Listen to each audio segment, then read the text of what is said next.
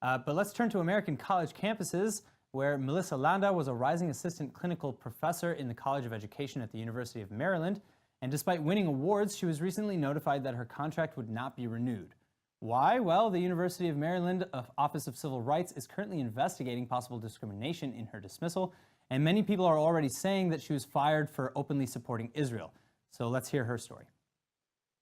Greetings, Professor Dershowitz. My name is Melissa Landa, and until recently I was an assistant clinical professor at the University of Maryland, non-tenure track, but getting ready to go up for promotion. You and I last spoke in the spring of 2016 when you helped me in my capacity as president of the Oberlin College chapter of Alums for Campus Fairness, which is a national organization that confronts BDS and anti-Semitism on American college campuses. Shortly after that very successful work, I joined the Academic Engagement Network, which is a faculty organization that promotes robust dialogue around Israel and promotes free speech.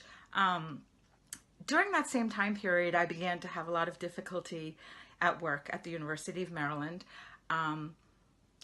People began to disassociate from me. I was removed from a teaching team I had been a part of for a decade. I was removed from courses that I had created and taught for a decade. I had won 2 awards, one for scholarship and one for teaching. I had positive student evaluations. But in June of 2017, while I was in Israel, I received an email informing me that my contract would not be renewed with no explanation.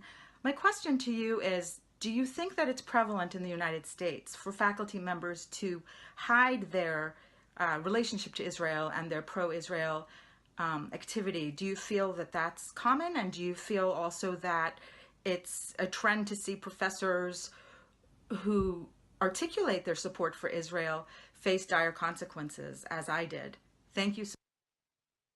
Thank you so much, Melissa. Please keep fighting back. You have become a very important symbol of the double standard that applies in many universities.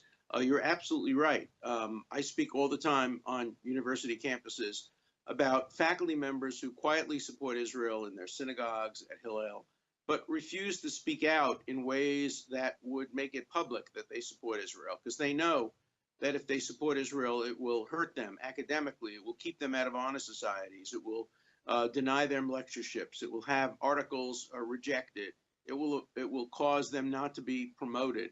This is a major problem in many, many universities in the United States. And I'm glad you're taking a stand and fighting back. If there's anything I can do to help you, I'm there for you. I'm there for every professor who finds discrimination based on their support for Israel.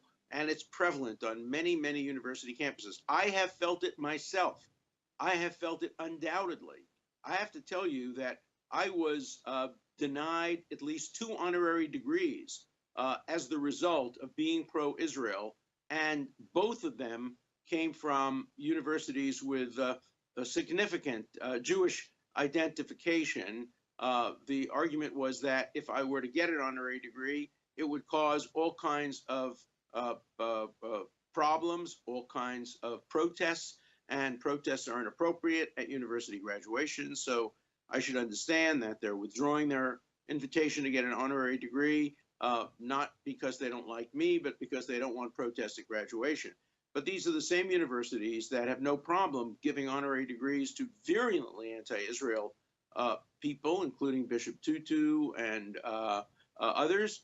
And so we see a clear double standard applied.